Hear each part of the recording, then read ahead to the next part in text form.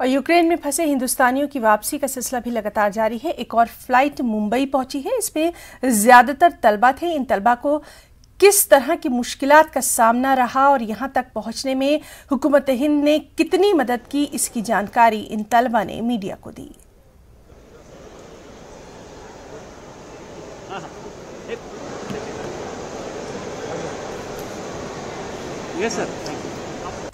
हाँ, मेरे काफ़ी दोस्त हैं, मतलब अभी भी फंसे हुए हैं, तो सिचुएशन हॉरिबल ही होती जा रही है।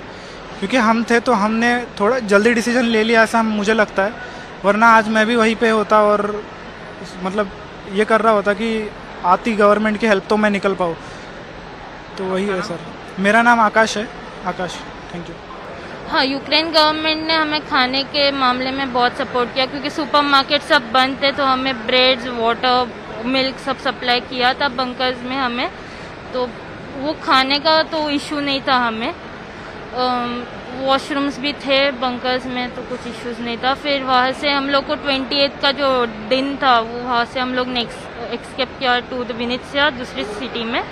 एंड देन वहाँ से हमें हंगरी में भेजा गया by the Indian government. Actually हम यूक्रेन से जब पुतिन के जो न्यूज़ आई थी जबकि मैं न्यूक्लियर वॉर शुरू करूंगा और इजराइल भी यूक्रेन को सपोर्ट करने लगा, यूरोपियन कंट्रीज, तो इसलिए वजह से हम थोड़े डर गए। अगर न्यूक्लियर वॉर शुरू हो गया हम यहाँ से निकल नहीं पाएंगे। फिर हो सकता है, कह नहीं सकते क्योंकि आप तो जानते हो।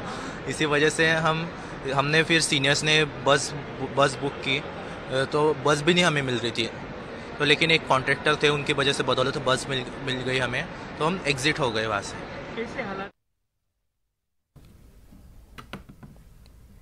तो नाज़रीन, आपको लगातार हम बता रहे हैं कि किस तरह से यूक्रेन में फंसे हिंदुस्तानियों की वापसी का सिलसिला लगातार जारी है। ऑपरेशन गंगा के तहत लगातार फ्लाइट्स जो हैं वो वहां पर फंसे हुए लोग और ख़ास तौर पर जो हमारे तलबा हैं उनको लेकर लगातार आ रही हैं। मुख्तलिफ शहरों में वो पहुंच रही हैं। आपको बताएं कि यूक्रेन में फायरबंदी का ऐलान हो गया है ताकि जो शहरी फंसे हुए हैं उनको यहाँ निकाला जा सके। हमारे नुमाइंदे ने फायरबंदी मुआहदे के बाद के हालात को जानने की कोशिश की है। इसका अगला कदम क्या होगा वो 7 घंटे बाद पता लगेगा, लेकिन यहाँ पर अब यहाँ जब ये खबर पहुंच रही है कि सीज फायर का ऐलान किया गया, तो सोचिए उन लोगों से बात करना जरूरी है जो देख कर आए हैं अपनी आंखों के सामने मिसाइल अटैक और उस मौत के मुंह से निकल कर आए हैं। जब उनसे हम बता रहे हैं, मेरे साथ 2 भारतीय, क्या नाम है आपका? मेरा नाम मोहम्मद अशफाक है। मोहम्मद अशफाक। और आपका नाम? प्रत्युष चौरसिया। प्रत्युष जी, कहाँ से है प्रत्युष? मैं खारकीव से हूँ। खारकीव से आया हूँ। इंडिया में कहाँ से? इंडिया में छिंदवाड़ा, मध्य प्रदेश से। आप?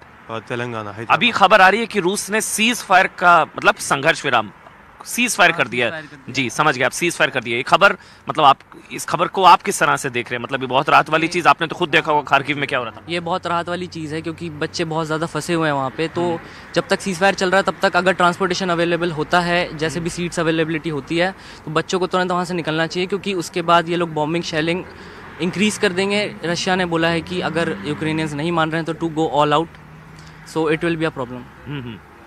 सीज फायर अच्छी खबर? जी हाँ, बिल्कुल, क्योंकि हम जो मोमेंट पे हम निकले हैं उस टाइम हम हॉस्टल से निकलने के लिए भी बहुत सोचे, क्योंकि लास्ट मोमेंट तक हम ये सोच रहे थे कि ये ज़्यादा रिस्क तो नहीं है कि हम अपनी जान जोखिम में तो नहीं डाल रहे, लेकिन हमने सोचा कि जो हुआ देखा जाएगा, क्योंकि उस टाइम यूरोप यूनियन। आपने क्या देखा? आपने क्या देखा अपनी आंखों से खारकीव? जैसे हमारे हॉस्टल के आसपास वाले इलाके में पहले शेलिंग हुई, बॉम्बिंग हुई। जब हम लोग टैक्सी कराने के लिए निकले तो टैक्सी की अवेलेबिलिटी नहीं थी, क्योंकि कोई भी यूक्रेनियन अपना रिस्क नहीं लेना चाह रहा। श्रीनगर के बोन एंड जॉइंट्स अस्पताल को आतिशज़दगी से नुकसान पहुंचने